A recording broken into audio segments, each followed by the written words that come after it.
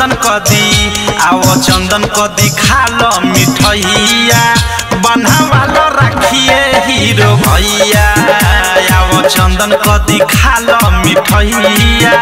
बनवालो राखिए हीरो भैया घरे अइलो नाही बहरा तू रहला पर सुन रहे तोहर कलैया आओ चंदन कदी हो आओ चंदन कदी आओ चंदन कदी खालो मिठैया बनवालो राखिए हीरो भैया आओ चंदन कदी खालो मिठैया बनवालो राखिए हीरो भैया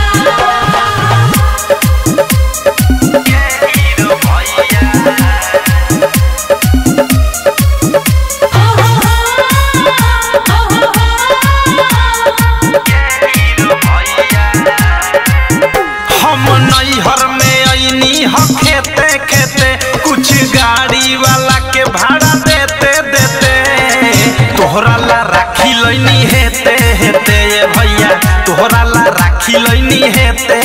हेते ये भैया सुना हम नैहर में अइनी हो खेते खेते कुछ गाड़ी वाला के भाड़ा देते देते तोहरा ला राखी लैनी हेते हेते ये भैया तोहरा ला राखी लैनी हेते हेते नाही मांगो तानी सोना न जानी नाही मांगो तानी कुछ रुपैया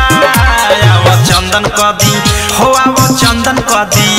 आओ चंदन कदी खालो मिठैया बनवालो राखिए हीरो भैया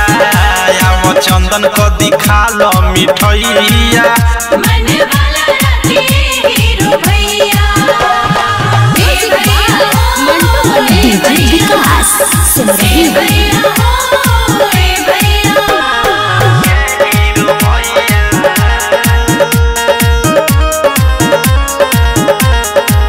कि तू गोड़ बड़ा सो भी पियर का राखी जे न होई बनवैले उ तोह पे ताकी बेर बेर कलहिया पतहरा झाकिए भैया बेर बेर कलहिया पतहरा झाकी कि तू गोड़ बार सो भी पियर का राखी जे न होई बनवैले उ तोह पे ताकी